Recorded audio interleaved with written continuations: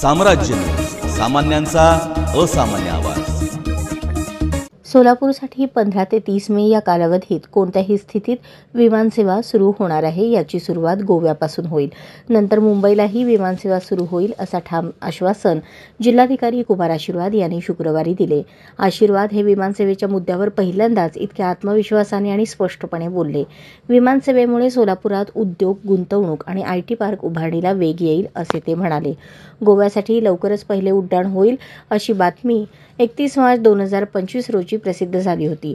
प्रशासकीय पातळीवर त्या दिशेने वेगवान हालचाली सुरू झाल्याचे दिसत आहे। हॉटेल सेंटर पॉइंटच्या सभागृहात आज जिल्हास्तरीय उद्योग परिषद पार पडली। त्याच्या उद्घाटनाप्रसंगी जिल्हाधिकारी आशीर्वाद बोलत होते।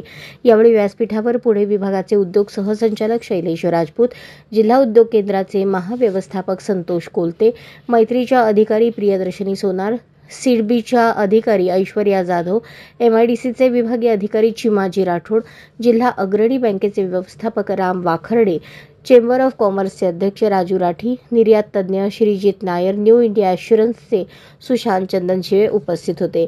उद्योग खात्याचे पुणे विभागाचे सहसंचालक शैलेश राजपूत म्हणाले, यावर्षी जिल्ह्यात उद्योग गुंतवणूक मागील वर्षीपेक्षा दुप्पट झाली आहे।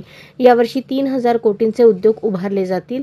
मुख्यमंत्री रोजगार योजनेत 94% उद्दिष्ट पूर्ण करून नवे उद्योग सुरू झाले आहेत। आता लघु उद्योगाची गुंतवणूक मर्यादा 5 वरून 250 कोटी झाली आहे। त्यामुळे उद्योगांना लघु उद्योग योजनांचे लाभ मिळत नव्हते ते मिळण्याचा मार्ग आता मोकळा झाला आहे। परिणामी जिल्ह्यातील 90% उद्योग विकासांना संधी मिळणार आहे।